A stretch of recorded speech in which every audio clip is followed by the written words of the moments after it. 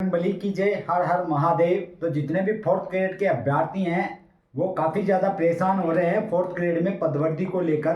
तो देखो, हर कोई अपने स्तर पे अपने हिसाब से पदवर्दी के लिए कोई ना कोई मुहिम चला रहा है।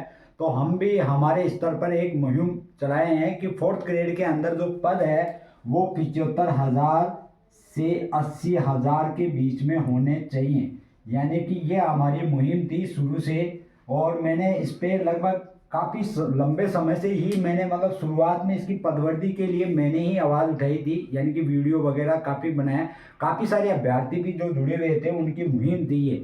तो देखो, मेरे को काफ़ी ज़्यादा अनुभव है इस फील्ड का कि इसके अंदर जो कट ऑफ के बारे में मैंने बताया था कि 78 कट ऑफ रहने वाली है। लेकिन उसमें एक और चीज़ मैंने बताई थी कि नॉर्मलाइजेशन के बाद में, तो नॉर्मलाइजेशन में ये तो आप डेफिनेट मान के चलो कि कम से कम 1 या 2 शिफ्ट को कहीं ना कहीं नुकसान होगा, ये बात तय है। यानी कि जो अभी मान लो कोई शिफ्ट में जिसके 74 है और उसके अगर मान लो 6 अंक इंक्रीज होते हैं यानी कि बढ़ जाते हैं, तो वहाँ पे वो 80 के ऊपर जाएगा। जबकि इसमें से अगर 2-3 भी माइनस होते हैं तो ऐसे मान के चलो वो कितने पे आ गया, 75 पे आ गया।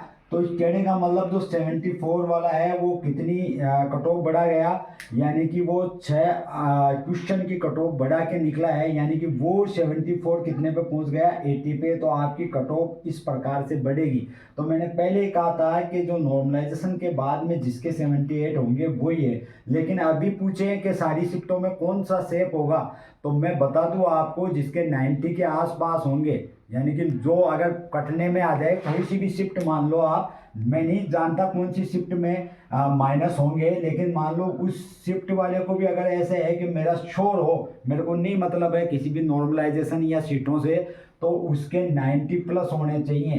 कहने का मतलब जो 90 प्लस है वो बिल्कुल श्योर है, उसके हिसाब से चाहे पोस्ट बढ़े या नहीं बढ़े या उसका उस शिफ्ट में पड़े जिसमें सबसे ज़्यादा नॉर्मलाइजेशन में उस शिफ्ट का नुकसान हो, तो भी वो सेफ होगा। लेकिन इससे कम है और जो इजी शिफ्ट में अगर उसका अगर आ गया तो वो भैया फिर इससे कम है तो फिर वो सेफ नहीं है। ये तयशुदा बात है, ये शुरू से लेके अंत तक मैं बता रहा हूँ। हाँ, वो कब सेफ होगा, जब वहाँ पे पद इतने होंगे तब वो जाके क्या माना जाएगा, सेफ माना जाएगा। जिसके वर्तमान में 75 से लेके और 78 के बीच में है।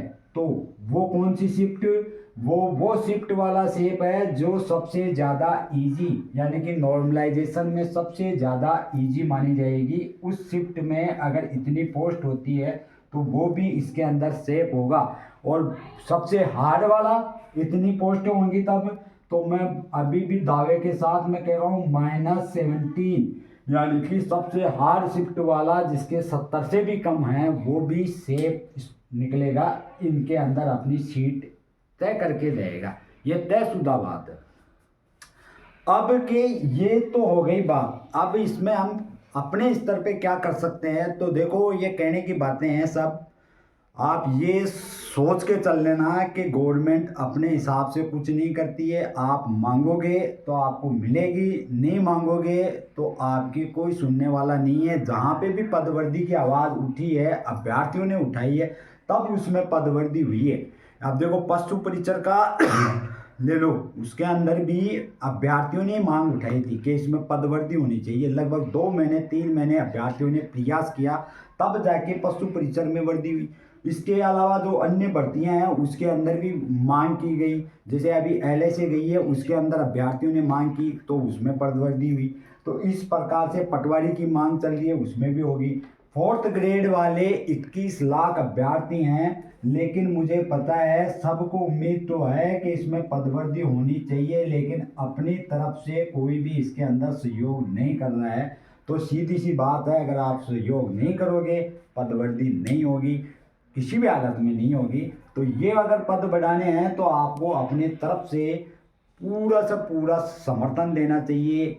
पदवर्दी के लिए जो काम कर रहा है उसको सहयोग देना चाहिए, उसको समर्थन देना चाहिए। तो हम अपने स्तर पे क्या करने वाले हैं, जब देखो, मैं अपने विधानसभा क्षेत्र के जो हमारी विधानसभा क्षेत्र है उस क्षेत्र के एमएलए, पूर्व एमएलए, वर्तमान एमएलए और जो एसडीएम है उसको हम ज्ञापन देंगे। उसके बाद में हमारा जो अगला होगा, यहाँ पे ज्ञापन देने के बाद में हमारा रहेगा जयपुर, और जयपुर के अंदर पहले शुरुआत करेंगे हम बेरोजगार एकीकृत महासंघ। जो बेरोजगार एकीकृत महासंघ है उसके अध्यक्ष हनुमान किसान को देंगे।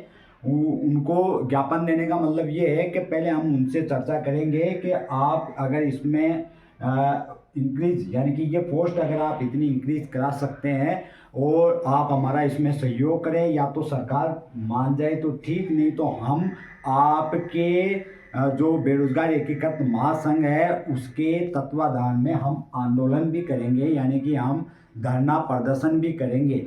उसकी अनुमति वगैरह और उन्हीं के कहने पे ही करेंगे। अगर अपने प्रयास से यहाँ पे हो ही जाएगा, सरकार से वार्ता होती है, सरकार इस पर एग्री हो जाए तो ठीक, नहीं तो हम करेंगे। उसके लिए हम बिल्कुल तैयार हैं।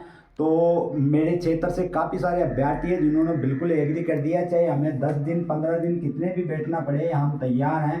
लेकिन पहले हम यहाँ जाएंगे, हो सकता है कि सरकार से पॉजिटिव वार्ता हो जाए, हमें उसकी ज़रूरत ही नहीं पड़े तो भी अपना काम बनता है। तो हमारा जो पहला काम होगा यहाँ पे होगा, उसके बाद में फिर देखा जाएगा कि क्या आंदोलन की रणनीति बनानी पड़ेगी, वो बनाएंगे, वहीं पे बनाएंगे।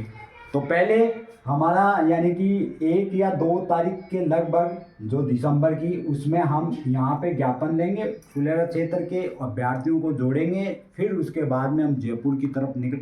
तो मुझे पता है रिजल्ट आने से पहले जितने पदवृद्धि हो सकती है वही समय। अभी आप कट ऑफ का खेल बंद कर दो, कट ऑफ के खेल के अंदर कुछ नहीं पड़ा है। ये सारे कोचिंग वाले फालतू बकवास कर रहे हैं, इनको कोई लेना न देना। ये कोई 78 कोई 75, ये थोड़ी ना है। कर्मचारी चयन बोर्ड के अध्यक्ष ये नहीं है, ये ना कट ऑफ के बारे में कुछ जानते हैं, इनके मुंह में आता है वैसे ये बोल देते हैं। तो सभी अभ्यर्थी सुने मेरी बात को, समझें। जब भी हम जयपुर जाएं तो मैं बिल्कुल बाकायदा यहाँ से वीडियो बनाऊंगा, और जब ये मैं यहाँ पे भी ज्ञापन दूंगा मेरे विधानसभा क्षेत्र में, उस समय भी वीडियो बनाऊंगा। ऐसे नहीं, अभ्यर्थियों के सामने बिल्कुल जाके देंगे। और बेरोजगार एकीकृत महासंघ के झंडे के तले, यानी कि हम बैनर के तले बिल्कुल ज्ञापन देंगे, बाकायदा बैनर बना के फिर निकालेंगे और ज्ञापन देंगे। फिर उसके बाद में जयपुर भी देंगे, उस समय भी वीडियो बनेगा। तो ये बात है। अब आपको अपनी तरफ से क्या करना चाहिए, जितने भी कोचिंग वाले हैं या जो भी यूट्यूबर हैं, छोटे हो या बड़े मेरे जैसे, उन सभी से कहो कि भाई आप पदवर्दी के लिए कुछ काम करो। कट ऑफ का कोई लेना देना नहीं है, कट ऑफ आपके कहने से कम नहीं आने वाली, वो पदवर्दी होगी तभी कम आएगी। तो ये बात है, तो मेरी सुन लो। जिसके भी 75 से अबव है या उससे कम है, कौन से उससे भी कम है, 70 से भी कम है, वो अभ्यर्थी भी इस मुहिम में जुड़े, आपका फायदा होगा। आगे कुछ नहीं पता किसकी सरकार आएगी, कांग्रेस आएगी, बीजेपी आएगी, मुख्यमंत्री भजन लाल जी रहेंगे, नहीं रहेंगे, या फिर कर्मचारी चयन बोर्ड के अध्यक्ष हैं वर्तमान आलोक राज जी रहेंगे या नहीं रहेंगे, किसी को कुछ नहीं पता। ये भविष्य के गर्भ में है, हमें नहीं पता आगे पेपर आउट की घटनाएं जो पहले हो रही थी उनकी पुनरावृत्ति होगी या नहीं होगी। तो सीधी सी बात ये है, मौका है, साफ सुथरी वैकेंसी है, पारदर्शिता के साथ में हुई है, 100% पारदर्शिता के साथ में ये एग्ज़ाम हुआ। ये मान के चलो एक भी फ्रॉड नहीं है इसमें, ये मान के चलो आप, ऐसा कोई भी अभ्यर्थी नहीं है जिसने फ्रॉड करके यानी कि पेपर आउट वगैरह करा के इसमें सिलेक्शन लेगा। किस्मत से लेगा वो एक अलग मुद्दा है, लेकिन फ्रॉड यानी कि पेपर आउट के चक्कर में कोई लेगा, ऐसा नहीं हुआ है। तो ये सेफ भर्ती है, इसमें पद बढ़ेंगे, पढ़ने वाले अभ्यर्थियों का इसमें सिलेक्शन होगा। तो सभी भाइयों, आपको मेरी तरफ से अग्रिम हार्दिक शुभकामनाएं। किसके लिए? 75,000 से 80,000, वो भी कब? जब आप प्रयास करोगे, अन्यथा कुछ नहीं होने वाला। कुछ अपनी ताकत दिखानी पड़ेगी, अपना समर्थन दिखाओ, सरकार को मजबूर करो कि सर ये एक साफ सुथरी भर्ती है, इसमें आपको पद बढ़ाने में सोचना भी नहीं चाहिए। जबकि पिछली सरकारों ने तो उन भर्तियों में पद बढ़ा दिए थे जिनमें सरकार को पता था, एक आम आदमी को पता था, जो रोड पे चल रहा था उसको भी पता था कि पेपर आउट हुआ है। उन भर्तियों में भी मतलब जचा के पद बढ़ा दिए थे 20-20, 25-25 हज़ार। तो ये तो बिल्कुल साफ सुथरी भर्ती है, इसमें तो बढ़ाने में सोचने की जरूरत नहीं है, सीधा आंख बंद करके 80 की जगह 1 लाख कर दे, कोई दिक्कत नहीं है। तो ये बात है। तो इसी के साथ में अगला वीडियो आएगा मेरा ज्ञापन को लेकर, तो मैं बिल्कुल डेट के साथ में बताऊंगा। जब मैं बैनर वगैरह ये सारा काम हो जाएगा उसके बाद में मैं डेट बताऊंगा, फिर हम ज्ञापन देने के लिए जाएंगे। तो धन्यवाद सभी का, बजरंगबली की जय, हर हर महादेव।